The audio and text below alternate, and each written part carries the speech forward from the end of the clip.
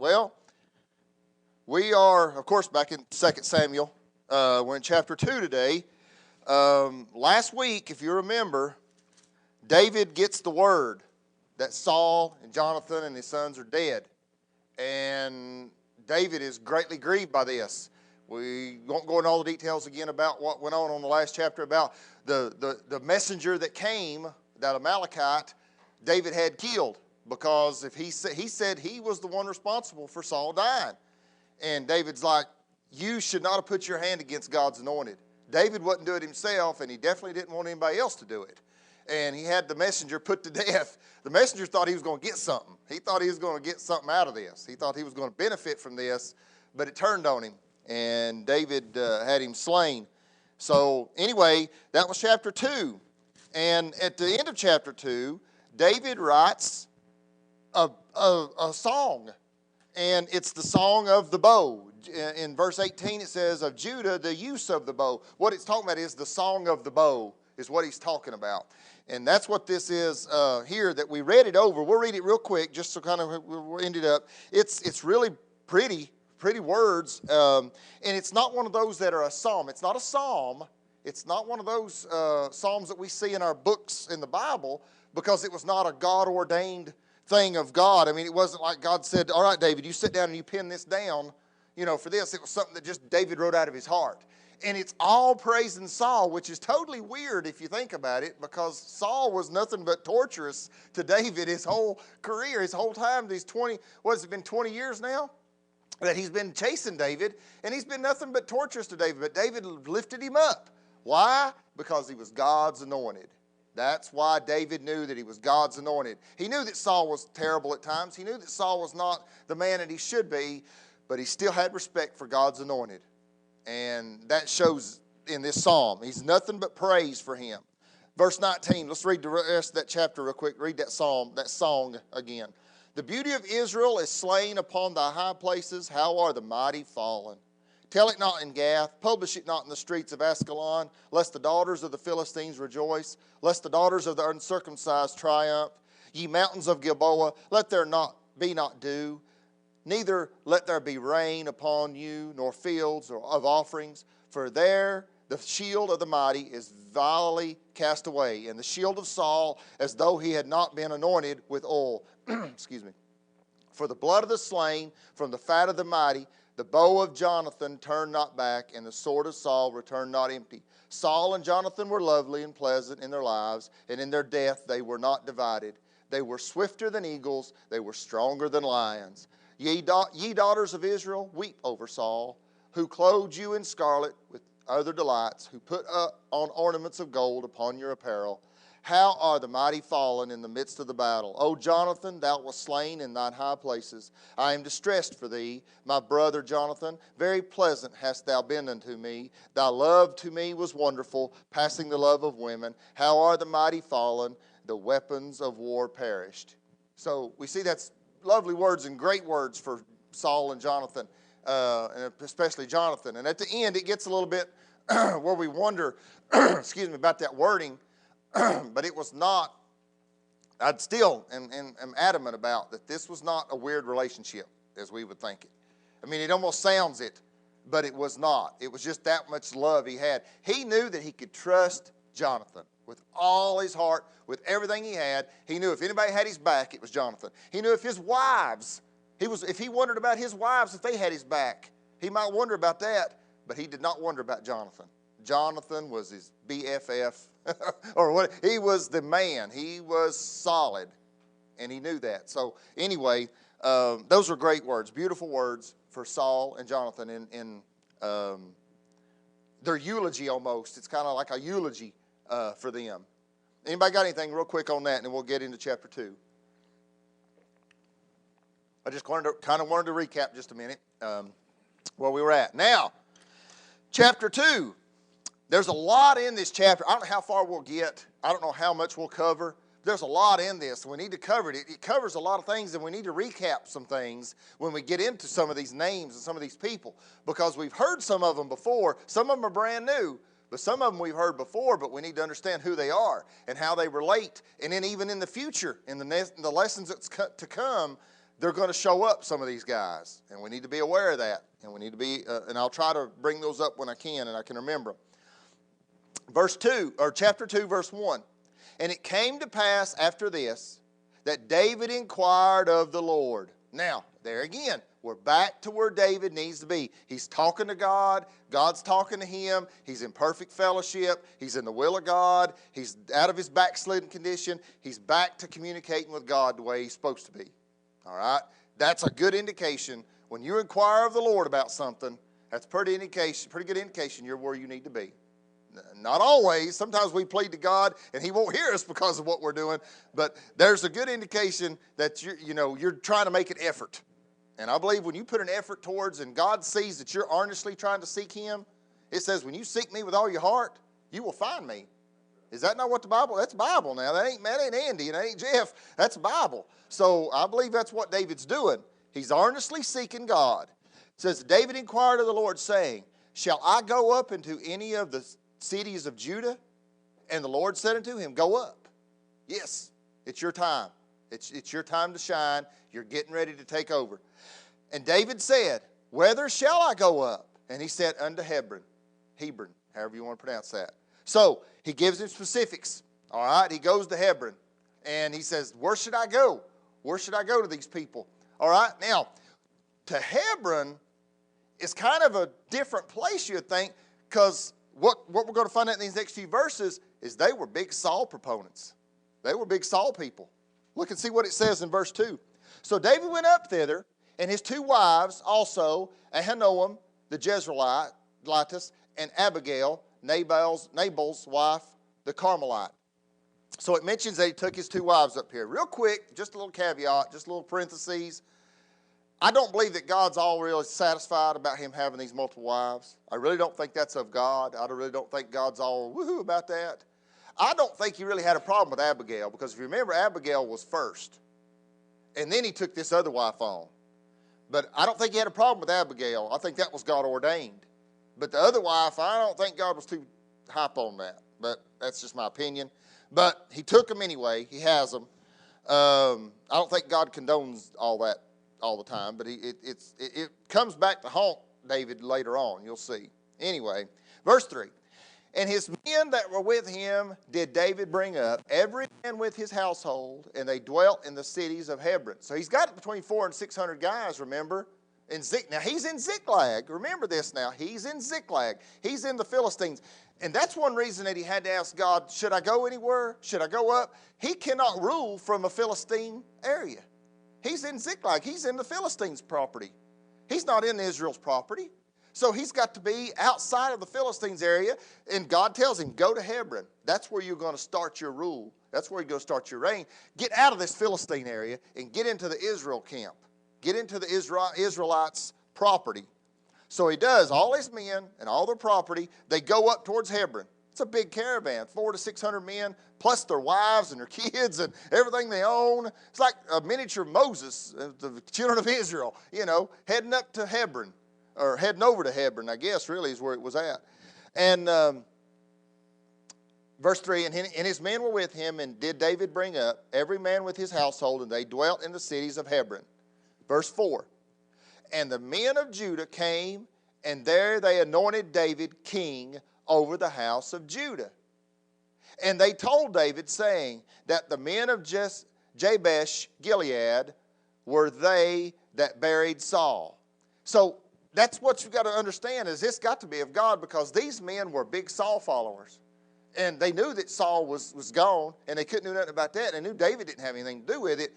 But they were free and willing to anoint him as their king and to bring him in as the anointed. So I believe that they were of God. They had to know what God's will was for them and what God's will was for David. So they brought him in and anointed him king. And they said, we are the ones that buried Saul. And David knew that, and David wanted to honor them. And he says here in verse 5, and David sent messengers unto the men of Jabesh Gilead, and said unto them, blessed be ye of the Lord, that ye have showed this kindness unto your Lord, even unto Saul, and have buried him. In other words, he said, thank you, you're blessed because you have done this thing to Saul. No, he wasn't the best person in the world, but you had honor with him. You had honor of him. And verse 6, and now the Lord show kindness and truth unto you. And I also will requite you this kindness, because you have done this thing. Therefore now let your hands be strengthened, and be ye valiant. For your master Saul is dead, and also the house of Judah have anointed me king over them. And he says, thank you for giving me this honor. Thank you for honoring me with this, with giving me this title. Thank you for all that, and I bless you. And he says a blessing to them. And he prays, I think, in a way to God that they be blessed for this. So we see here that everything's going good for David right now. Everything's good. Now Hebron, and in this Judah area, consisted of two of the tribes of Israel. We're going to get into this here in just a second. We're going to go into the contrast of where David's at. Hebron and Judah, I tried my best to find it, and I couldn't find it, of how it breaks down. But two of the tribes of Israel, from what I can best understand, are in this area. And that's what David is king over, is over two of the tribes. Remember, there's 12 tribes of Israel. There's 12 tribes. And two of them, David is king of right now. He's over. They've separated, and they said, we're going to have David as our king. Okay? Now, look and see what happens on the contrast with the rest of Israel.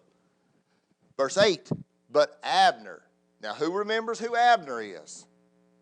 Everybody remember Abner? Remember that name? I know, we've had a lot of names thrown at us, and I had to do a lot of retracking myself.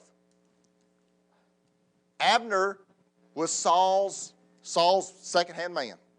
Abner was the general of the army for Saul. Abner was his number one man. Now, David had conflict with Abner. We'll talk about that in a minute. But also, what was very interesting, I about forgot about it, I might have mentioned it before, Abner was Saul's cousin also. So there was a family connection. So, all right, if it's your cousin and your cousin gets killed, you're going to be faithful to your cousin. You're going to be loyal to your family. All right? So Abner is going to be loyal to Saul, and he's going to be loyal to anybody he can with Saul and try to continue Saul's reign the best he can. Okay? So Abner is, again, a cousin and the second-hand man to Saul. He can't be king. There's no way he can be king as far as the lineage. He knows he couldn't be. He'd like to be. I bet for a fact he would love to be. But he couldn't be. There's no way the people would even come close to getting that done. But he was a cousin, but he was not able to be king. But he wanted somebody else, and he could do anything he could. As a real strong, mighty warrior man and a general, he would do everything he could to put who he needs to in the position to keep Saul's reign going. Okay, so here's what we find out in verse 8. But Abner, the son of Ner, captain of Saul's hosts, took Ishbosheth, don't confuse that with somebody else later in our stories, Ishbosheth, the son of Saul, and brought him over to Mahanaim. Now, think about this just a second. What did we just hear about? The son of Saul. I thought all his sons got killed. Jonathan and the other two. I thought they all got killed. Well, from what we can understand, and what I've studied and best I can figure out about this, is that Ishbosheth, his name means man of shame. So what they figure he was a son from a concubine, or he was a son from somebody outside of the royal people. Abner was grasping for straws. Abner was grabbing for anybody that could reign and anybody that could rule that was an actual blood. I mean, he's a blood son. He's a son. He's straight from the seed of Saul. So legitimately, I guess he could reign, but he's not from the royal lineage, if you want to say it. He's from a concubine, maybe. We're not all sure. I don't think this is 100, but it makes sense, and I won't die over it, but it makes perfectly good sense that this is what's happened. This Ishbosheth is a concubine's son, and Abner gets him and has him come in and rule after Saul, okay? And brought him over to Mahanaim. Now, Mahanaim is over to the west of Israel, and they are very loyal to Saul. Very loyal to Saul. They are Saul's people 100%. So that kind of get that under your brain too. Anybody got anything on that real quick? Anything in your Bibles or any references or anything that you might know? Okay, I was just checking. Here's what I wrote down a little bit about Abner and Saul and everything. Abner was Saul's cousin. Abner was the commander of Saul's armies for many years, and he first met David when David was a young man. So David's very familiar with Abner. Abner's been Saul's right-hand man since David was in there. So he's very familiar with it. David once challenged Abner, if you remember, when David had the opportunity to kill Saul but did not. Remember when David was in the cave? Or not in the cave, but when he came up in the middle of the camp and took his sword, right? And everybody was sleeping. Cut off, and he took his sword and everything, and he was up there on the mountain, and whenever everybody was in a deep sleep, and God woke him up, and then when they woke up, he was like, "Hey, Abner, look what you let happen. I took the sword. Look what you let happen, and you let your own king almost get killed." So he confronted Abner back then. So remember, that's a little bit of history with David and Abner. David pointed out that Abner failed to protect his king. So that was a really neat flashback to who Abner is. So Abner's in charge. He wants to continue his reign for Saul, but he can't do it himself, so he gets this illegitimate son of some sort to come in and be ruler. Verse 9. And made him king. Abner appointed him king over Gilead, over Asherites, and over Jezreel, and over Ephraim, and over Benjamin, and over all of the rest of Israel. All of Israel. So the other 10 tribes of Israel are following under Ishbosheth. And David has Judah and these others, Hebron, he's over that. So there's a kingdom divided. Now we know what the Bible says about a house divided cannot stand. So something's got to happen. Something's got to give. It ain't going to work. He ain't going to have his people divided like that. So now starts some bad stuff. So it starts some pretty hard times in Israel. Verse 12. And Abner, the son of Ner, the servants of Ishbosheth, the son of Saul, went out from Mahanaim to Gibeon. And Joab, the son of Zeruiah, and the servants of David went out, excuse me, and met together by the pool of Gibeon. Now we'll stop just a second. Now we've not heard of Joab but one time. We just heard of him as a reference in a future tense, but he was not a character in our story. But we did hear of some other guys. There was a couple other guys. There was Abishai. Remember Abishai? Okay, Abishai was David's, Joab, Abishai, and there's another one that we're going to read about here in just a minute, Asahel, or however they say it. Those are David's nephews. It says here, look at this verse again, and Joab, the son of Zeruiah. Zeruiah is David's half-sister, okay? And these 3 people, Joab is one of them, they are nephews of David, okay? Now, Abishai was David's man. Remember when David went, and back in our past, and when he was on the run, and he said, who will go with me to fight? Who will go with me to confront Saul? And Abishai was one of the first ones. I'll go. I'll be right there with you, David. That was his nephew. And he stepped right up. Now, what I'm thinking, I don't have the dates, I don't have the genealogies of this, but I'm thinking Abishai's the oldest. Okay? And he's with David for a while.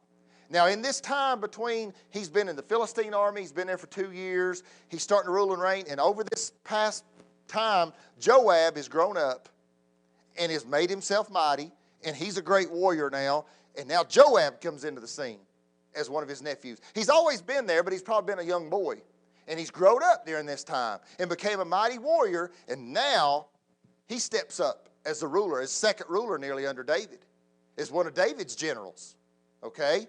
And then they've got another younger brother that we'll see here in just a few verses, Asahel. He's the younger one of the 2, okay, or the 3, I'm thinking. Now, this is my opinion. I don't have Bible to back these ages up, but as the way the story chronologically goes, I believe that Abishai was the oldest. He'd been with David for a while. Joab comes in next, and that's who we see here. Let's go back to verse 12 again. And Abner the son of Ner, the servants of Ishbosheth, the son of Saul, went out from Mahanaim to Gilboa. And Joab, verse 13, and Joab the son of Zeruiah, David's sister, so it makes him his nephew, and the servants of David went out and met together by the pool of Gibeon. And they sat down The one on the one side of the pool and the other on the other side of the pool. So what we got here, we've got Abner and his men on one side of the pool. We've got Joab and David's men on the other side of the pool. And it's like, all right, we're meeting here. We don't really want to have this great big civil war if we can help it, but we need to meet. We're going to meet here. We're going to see if we can figure this thing out. We don't want everybody to get killed. We don't want bloodshed in Israel if we can help it. So they met here at this pool to kind of figure out how things are going to go. All right? That's what I feel like. It doesn't say that here, but it just feels like it to me. Verse 14, and Abner said to Joab, remember Abner, the ruler of the Ibasheth, of the other Israel, and Joab, David's general, let the young man now arise and play before us. And Joab said, let them arise. Now, they don't have instruments. They don't have musical stuff. They're not out here playing tiddlywinks. What he means by playing, he said, let them make sport. Let them be warriors. Let them fight amongst us and entertain almost as you would. Let them be like, mine totally went blank. Those warriors that fight. Gladiators. I could not think of that word. The gladiators. That's about what he was wanting to do. Have them be gladiators and fight amongst each other. And we'll settle this thing this way. We'll figure out, all right, whoever wins this little battle here, we'll just figure out, we'll just settle it right here instead of having all kinds of bloodshed. So that's what they say, all right. Joab says, let them rise, let them go. Sounds good to me. Verse 13, then there arose and went over by number 12 of Benjamin, which pertained to Ishbosheth, the son of Saul, and 12 of the servants of David. So he had 12 and 12 coming together and fighting. Okay? Verse 16, and they caught every one his fellow by the head and thrust his sword by his fellow's side, so they fell down together. Wherefore that place was called Helkath Hazarim. That's the best I can do. Which is in Geboam. And there was a very sore battle that day, and Abner was beaten, and the men of Israel before the servants of David. So it doesn't really make it super clear here, but from what the best I can figure out is there's 12 and 12, and they get in a big fight, and they all die. They every one die. It says they fell, and the best I can find out is that's what's happened. To me, I thought, well, David's men overtook them, but that's not what happened. All 24 of them died. They killed each other. So when that happened, what was there? There was no winner. It was a tie. It was almost like a stalemate. There was no way that one won or the other one won. It was deadlock. There was no winner here. They all died. Okay? So, but it says here, what kind of makes us wonder about that, though, but it says here at the verse 17, and there was a very sore battle that day. After this, there's a battle. Then the fighting starts. And Abner was beaten. So David's people start beating Abner's people. They didn't beat them during those 12 and 12. That was a stalemate. They all died there. But there was a battle afterwards. And that's when we're going to get into right now. That's what we're going to talk about. And David's men was beating Abner's men. Okay? That's what we got to make sure. And the men of Israel before the servants of David. And verse 18, and there were 3 sons of Zeruiah. Here's where we get back in, we're reintroduced to Joab, Abishai, and Asahel? Asahel? I think it's Asahel or Asahel. We'll say Asahel. I think that's the way I've heard pronunciations of that. And there were 3 sons of Zeruiah. Zeruiah again, David's sister. Joab, Abishai, and Asahel. And Asahel was light of foot as a wild roe. Son, he's Usain Bolt. Son, I mean, he was fast, and he could run. There wasn't many people could outrun. No, nobody could outrun him, and no horse could keep too far away from him. He was fast, and he was young. That's why I believe that he's the youngest of them. You got Abishai. It's been there. He's the oldest. That's my opinion. I don't know, but Joab is now the general. He's come up. He's a mighty warrior, and then Abishai is probably the young one. Full of vim and vinegar, as they say, or other things too. But he's just really on to it, really on. You know, he's excited. He's got a good talent, and he don't know how to use it. It's really what's happened to him. And we're going to find out what happens to Asahel. Verse 19, and Asahel pursued after Abner. So I think during this battle that pursues after this gladiator section, that this battle ensues. And as Asahel sees Abner, he said, here's my chance. He ain't going to outrun me. There ain't nobody can outrun me. I'm going to get him. I'm going to take care of it right here. I'm going to kill their top general. And it says that Asahel pursued after Abner. And in going, he turned to the right and nor to the left from following Abner. In other words, there was no getting away. Abner couldn't shake him. It's like, you see those fighter pilots and all this stuff up in the air. They can't shake somebody. They're on them like a tick. And that's the way Asahel was. He was on Abner. Just take your own example of that. He was on him. He was on him. And so he says, Abner looked behind him in verse 20. Then Abner looked behind him and said, art thou Asahel? And he answered, I am. So even with them pursuing each other, he said, is that Asahel? He said, yep, that's me. I'm on you, son. I ain't gonna get you. Verse 21, and Abner said unto him, turn thee aside to the right hand or to thy left, and lay thee hold on one of the young men, and take thee his armor. But Asahel would not turn aside from following of him. Now that doesn't make a whole lot of sense to us, that verse, but there's a reason that he said that. The one best thing that you could ever do was take the armor of somebody else. When you conquer them, you take their armor. And to take the top general's armor, that's what Asahel wanted. He wanted the armor of Abner. And he knew if he could get the armor of Abner, that he would be lifted up. Plus, it would be a great victory for David and his men. And that's what he was after. And that's why he said, listen, man, he said, you're a young dude. You're just a little bitty boy. Why don't you go back and get you somebody else and take their armor? Why don't you defeat somebody? Why don't you go kill somebody else and take their armor? It'd be a whole lot easier on you, and you'll have a whole lot easier time. You don't know what you're getting into. You're about to bite off more than you can chew. I believe that's what Abner's saying to him. It's really... That's exactly what he said. Yeah. No problem. Yeah. Again, and Abner said unto him, turn thee aside to the right or the left, and lay thee hold on a young man, on one of the young men, and take his armor. But Asahel would not turn aside from following him. And Abner said again to Asahel, turn thee aside from following me. I'm warning you for the last time. Wherefore should I smite thee to the ground? How then should I hold up my face to Joab thy brother? Listen, man, I don't want to kill you, but you're leaving me no choice. I got to kill you if you keep coming after me. And you don't know what you're getting into. And how in the world am I going to explain this to your brother Joab? It's going to be bad on everybody. It's going to do nothing but raise up a bunch of stink and make it hard and make us it's a whole big battle. I'm telling you, for the last time, leave me alone and turn back.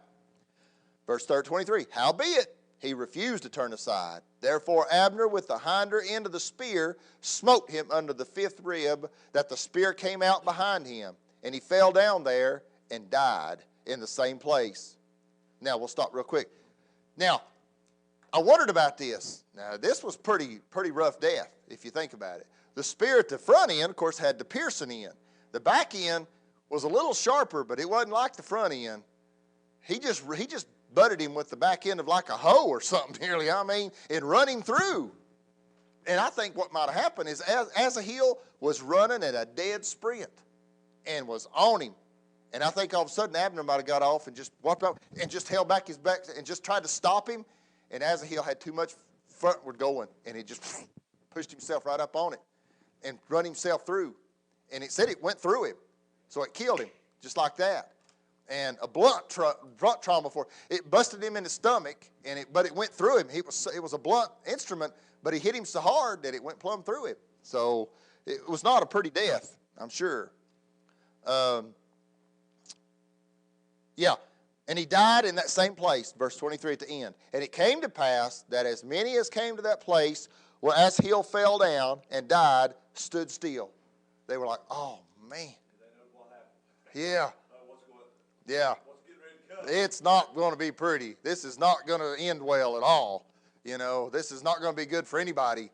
With Asahel dying, Joab's going to be totally out of sorts. He's going to be totally out of fit. So they knew, and they were like, oh, my goodness, what's happened? And they were kind of astonished probably, too, that this Asahel, and they're probably thinking to themselves, well, you know, he was quick, and he was young, but he didn't have a whole lot of smarts to him. You know, sometimes we're like that. We're real quick about doing something, but we need to stay back just sometimes. And just because we got a talent to do something and we can do it real well, don't mean that we need to go all whole bore out in it just a minute. You need to make sure what God wants you to do. And don't go into that thing craziness. You got to step back sometimes and let's see what God wants to do, and because you're going to run yourself right into a bear trap. And I think what you said a while ago, I mean, he was young. He was after Abner. Why? Because of that armor and because of the prestige he brought him. Yeah. I think that's overrode all of his reasoning. Yeah. And he just didn't stop and think. Yeah. He had good intentions for what was going on, but it didn't work out good for him at all. All right. Verse 24. Joab also and Abishai pursued after Abner. Now, they were way behind, remember? This was going on, and Asahel, he's headed on full bore, and he's way ahead of everybody. He's way off, but they pursue after him too and try to get on down through there. And the sun went down when they were come to the hill of Ammah that lie before Giah by the way of the wilderness of Gibeon. And the children of Benjamin gathered themselves together after Abner. Remember, on one side, the children of the Benjamites, they were under Abner. And they became one troop and stood on top of a hill. Then Abner called to Joab. So all of a sudden, here's Abner looking over what just happened, over this place where he's talking about that this killing took place. And here's Joab and probably Abishai and all the rest of the men that are gathered around Asahel, where he's dead. Okay? And Abner and his troops are looking over down off this hill at them and observing what's going on. Then Abner called to Joab. He hollers out to Joab and said, shall the sword devour forever? Are we going to fight here forever? Are we going to continue with this? We're not going to gain anything if we do this, but, you know, we're going to do this forever? Knowest thou not that it will be bitterness in the latter end? This is not going to do any of us any good. How long shall it be then, ere you bid the people return from following their brethren? And Joab said, as God liveth, unless thou hadst spoken, surely then in the morning the people had gone up every one from following his brother. And Joab blew a trumpet, and all the people stood still and pursued after Israel no more, neither fought they any more. So I think that he realized, it came to him, like, listen, he's right. We can't keep fighting as it is. I want to avenge my brother, and he will avenge his brother. You'll see it later on. This will come back up. Joab and Abner will have another confrontation later on. But Joab wants to defend his brother and wants to have retaliation for his brother's death. But he knows it can't be now. He knows this is not the right way because it won't gain anybody anything. Okay? So he blows a trumpet and everybody stands still. They know that that's the command to not go, to stay where they're at. A certain call from that trumpet.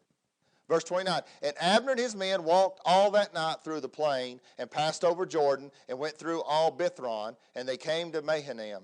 And Joab returned from following Abner, and when he had gathered all the people together, there lacked of David's servants 19 men and Asahel. In other words, there was 20 men is all that died of this battle. Now, I believe, now this is my opinion, that 12 is part of this. So you got thinking, they had 8 men die in this battle outside of the ones that died in the gladiator kind of a section. I don't know, but I'm just thinking that might be part of it. So at the most, 20 men, including Asahel, died. Let's look what it says in verse 31. But the servants of David had smitten of Benjamin, of Abner's men, so that 303 score men died. That's 360. My math is right. 303 score. 3 score is 60. 360 men against 20 men. That's how God favored David in this battle, and that's how outweighed it was, and that's how out of balance this defeat was. So that right there tells you that God was in it. All right? We'll stop right there, and we'll continue on next Sunday. Anybody got anything? We're out of time.